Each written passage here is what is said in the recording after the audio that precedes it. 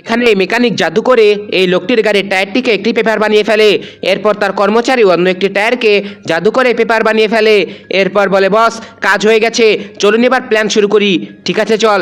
এরপর তার বস গিয়ে গাড়ির মালিককে বলে, ভাই আপনি বললেন গাড়ির টায়ার পাঞ্চার হয়েছে, কিন্তু গাড়ির তো দুইটা টায়ারই নেই, কি বলছিস? তাহলে আমি গাড়ি চালিয়ে এলাম কি করে? ভাই আমার মনে হয় টায়ারগুলো অনেক আগেই পাঞ্চার হয়েছিল, এত দূর আসতে আসতে হয়তো ক্ষয় হয়ে গেছে, চলুন আমি আপনাকে দেখাই। ঠিক আছে চল। এই দেখুন ভাই, এখানে দুইটা টায়ার নেই। আরে তাই তো, টায়ার কোথায় গেল? এখানেই তো ছিল। আরে আমি কি করে জানবো? এখন বলুন নতুন টায়ার কি লাগিয়ে দিব? আশেপাশে আর কোনো দোকানও নেই। আচ্ছা কত টাকা লাগবে?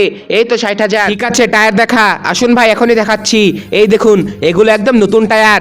তখনই গাড়ির মালিকের সন্দেহ হয়। এরপর বলে, আরে এগুলোই তো আমার টায়ার। ঠিক আছে টায়ারগুলো লাগিয়ে দে, আমি গাড়ির ভেতরে বসছি।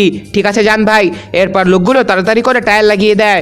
এরপর বলে, এই নিন টায়ার লাগানো হয়ে গেছে, এবার টাকা দিন। ঠিক আছে দাঁড়াও এখনই দিচ্ছি। তাই বলে গাড়ির মালিক টাকা না দিয়ে এখান থেকে চলে যায়।